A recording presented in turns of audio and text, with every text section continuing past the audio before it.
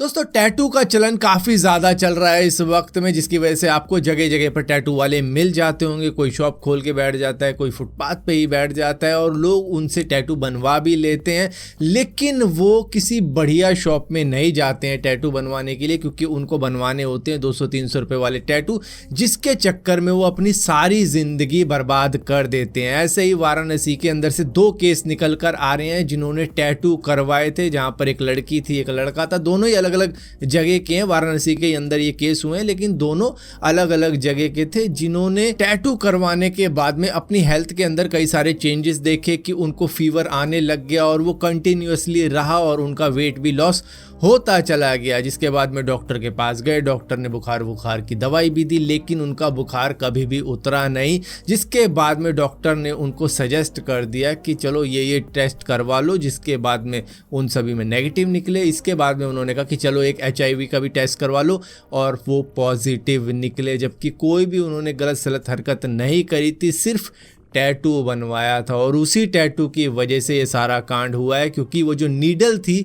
वो किसी और को भी पहले यूज़ कर रखी थी जो कि HIV पॉजिटिव था, और वही सेम नीडल फिर उस टैटू वाले ने, क्योंकि 200-300 रुपये में कोई बंदा आपके लिए नीडल क्यों बदली करेगा, तो उसने वही सेम नीडल दूसरे बंदों को भी यूज़ कर डाली, जिसकी वजह से जितनों को भी यूज़ की होगी वो सभी HIV पॉजिटिव हो गए। तो यहाँ पर तो ये 2 केस निकल कर आ रहे हैं, लेकिन दुनिया भर में बहुत सारे केस होंगे इसी तरीके के, क्योंकि सस्ते में टैटू बनवाओगे तो रिस्क तो रहेगा लाइफ का। तो मैं तो यही सजेस्ट करूंगा कि जितने भी लोगों को टैटू वैटू का शौक रहता है, तो भैया स्टिकर भी आते हैं वो चिपका लो, क्योंकि ये जो टैटू का शौक होता है वो 1-2 दिन जोश पकड़ता है, जिसके बाद में एकदम से बनवाने के बाद में फिर बंदा सोचता है 1 आध साल बाद 2 साल बाद कि यार क्यों ही बनवाया, इससे बढ़िया ऐसे ही रहता। क्योंकि भाई शौक आते हैं एक एज के अंदर और उसके बाद में कुछ सालों बाद चले जाते हैं। तो स्टिकर लगा लो, वो सबसे बढ़िया रहेगा। 1-2 दिन लगाओ, उसके बाद नया खरीद लो, तो वो एक बार को ठीक रहेगा। लेकिन जिनको परमानेंटली बनवाना ही है, चलो पकड़ लिए तुमने जिद, तो एक अच्छी सी शॉप में जाके बनवाओ, क्योंकि पैसा आपका ज़रूर लगेगा वहाँ पे,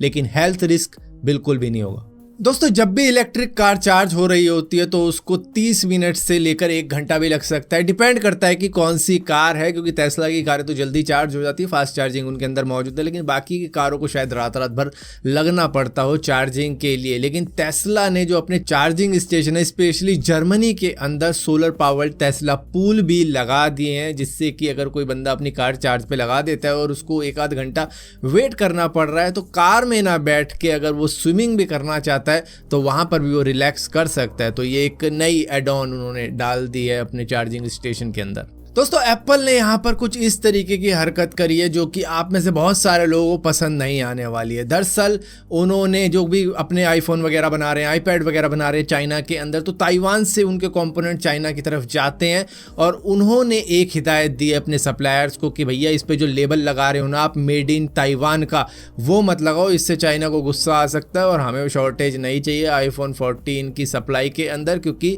भैया डेट हमारी काफ़ी ज़्यादा क्लोज है, बहुत देख लिया हमने, कोविड के मामले में भी इन्होंने 0 कोविड पॉलिसी लगाने के बाद में हमारी काफ़ी ऐसी तैसी कर दी थी, तो वो हम नहीं चाहते हैं। जिसकी वजह से आप जो लेबल लगाओगे वो लगाना मेड इन ताइवान चाइना, या फिर मेड इन चाइनीज़ ताइवान। मतलब ये ऐसा नहीं दिखाना चाहते मेड इन ताइवान करके कि इससे लगेगा कि ये कंट्री इंडिपेंडेंट है, ये इंडिपेंडेंट नहीं दिखनी चाहिए। इस वजह से वो मेड इन ताइवान चाइना या चाइनीज़ ताइवान करके बनाना चाहते हैं उस लेबल को, और उसके बाद में चाइना भी भिजवाना चाहते हैं चाइना को। उसके बाद में इनके आईफोन 14 या आईपैड वगैरह जितने भी प्रोडक्ट आ रहे हैं उनकी सप्लाई में शॉर्टेज ना हो, उनकी सप्लाई बरकरार रहे। तो इसी वजह से एक इंडिपेंडेंट कंट्री को ये दिखाना चाहते हैं कि हाँ भाई चाइना के ही कंट्रोल में है ये कंट्री और हमारे प्रोडक्ट तुम बनाते रहो। तो शायद आप हेट करो एप्पल को इस बात से। दोस्तों अब तक आपने कई सारे प्लेन ऐसे देखे होंगे जिसके अंदर प्रोपेलर लगाया जाता है ताकि वो उड़ान भर सके, लेकिन क्या किसी ने बाइक के अंदर प्रोपेलर देखा है? दरअसल पैडल बार्सल नाम के एक प्रोफेसर ने एक बाइक बनाई है जिसके अंदर उन्होंने आगे प्रोपेलर लगाया, और इसका विंड ब्लास्ट सोच के देखो, जिस तरीके से पैराशूट खुल रहा है उस हिसाब से इसका विंड ब्लास्ट का आपको पता लग जाएगा। लोग तो विंडशील्ड लगवाते हैं कि भाई विंड ब्लास्ट ना पड़े, लेकिन इसने प्रोपेलर लगवा लिया है कि विंड ब्लास्ट × 100 हो जाए।